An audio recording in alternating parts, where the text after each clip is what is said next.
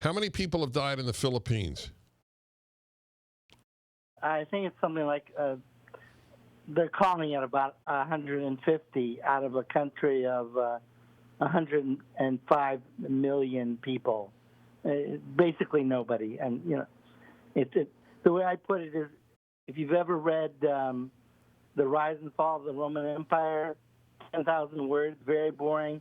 Basically, our deaths are a period at the end of a sentence in that book.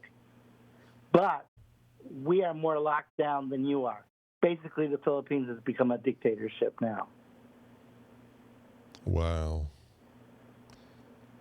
Wow. So give me an example. Can you leave the house for groceries?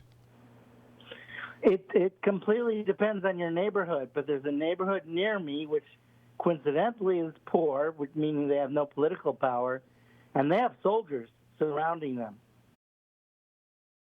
making sure they stay in their homes. We're not talking police anymore. We're talking soldiers.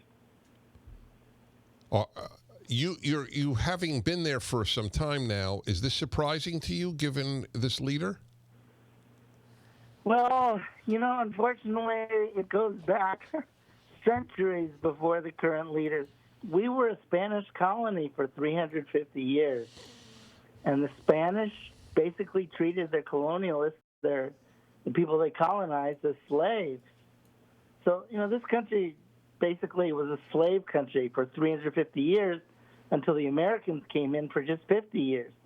So, unfortunately, they still have that slave mentality of, the master tells them you will do this, and they do that. Protest just isn't part of the mentality here. And they're easily bought off, really, with a bag of rice. So let me ask you, Michael, other than Sweden, pretty much the whole world has followed the same protocol. How do you explain that, if you are right? Well, there have been varying degrees of following. Even Sweden hasn't just said, been laissez-faire. At first, they restricted crowds to 500, which isn't much of a restriction, actually. Although, it covers sports events. So, it meant that basically they outlawed sports events. Then, due to outside pressure, not internal, but outside, they restricted that to 50. But, in a lot of countries, they restrict it to 2. Yes, exactly. All right, hold on with me. I'm talking to Michael Fumento, who's an investigative reporter, but basically, in my experience, a truth teller. Back in a moment,